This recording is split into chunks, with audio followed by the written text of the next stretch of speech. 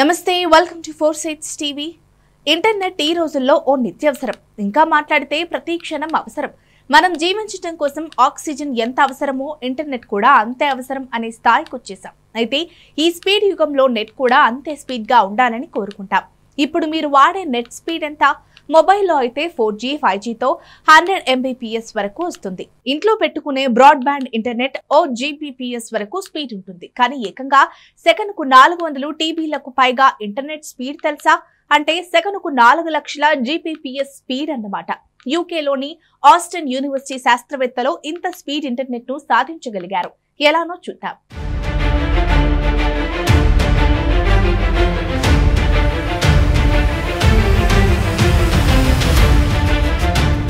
సాధారణంగా fibre optic కేబుళ్లలో నిర్ణీత wave length ఉన్న కాంతిని ఉపయోగించి సమాచారాన్ని ప్రసారం చేస్తారు. కాంతి ద్వారానే డేటా ట్రాన్స్ఫర్ అవుతుంది. అయితే ఒకే వేవ్ లెంత్ ఉన్న కాంతిని మాత్రమే కాకుండా వేర్వేరు వేవ్ లెంత్లున్న కాంతిని ఒకే సమయంలో ఉపయోగించడం ద్వారా శాస్త్రవేత్తలు హై స్పీడ్ ఇంటర్నెట్ ను సాధించగలిగారు. ఈ టెక్నాలజీకి జపాన్ శాస్త్రవేత్తలు అనుసరించిన విధానమే మూలం. కొన్నేళ్లుగా దీనిపై పరిశోధనలు చేస్తున్న జపాన్ శాస్త్రవేత్తలు కొన్ని నెలల కింద ఏకంగా 301 TBps స్పీడ్ తో డేటాను ప్రసారం చేయగలిగారు. ఇప్పుడు అదే తరహా టెక్నాలజీని మరింత మెరుగుపరిచి ఏకంగా 402 TBps స్పీడ్ సాధించినట్టు ఆస్టన్ యూనివర్సిటీ శాస్త్రవేత్త ఇయాన్ ఫిలిప్స్ వెల్లడించారు. అయితే ఆస్టన్ యూనివర్సిటీ శాస్త్రవేత్తలు ఇప్పుడు మార్కెట్లో అందుబాటులో ఉన్న ఫైబర్ ఆప్టిక్ కేబుళ్ల ద్వారానే 402 TBps వేగం సాధించగలిగారు. అంటే కొత్తగా కేబుళ్లను మార్చాల్సిన అవసరం ఉండదు. కేవలం డేటాను ప్రసారం చేసే చోట, రిసీవ్ చేసుకునే చోట చిన్నపాటి పరికరాలు, యాంప్లిఫైయర్లను వాడితే చాలని శాస్త్రవేత్త ఇయాన్ ఫిలిప్స్ వెల్లడించారు. ఈ టెక్నాలజీ అందరికీ అందుబాటులోకి వస్తే ప్రపంచం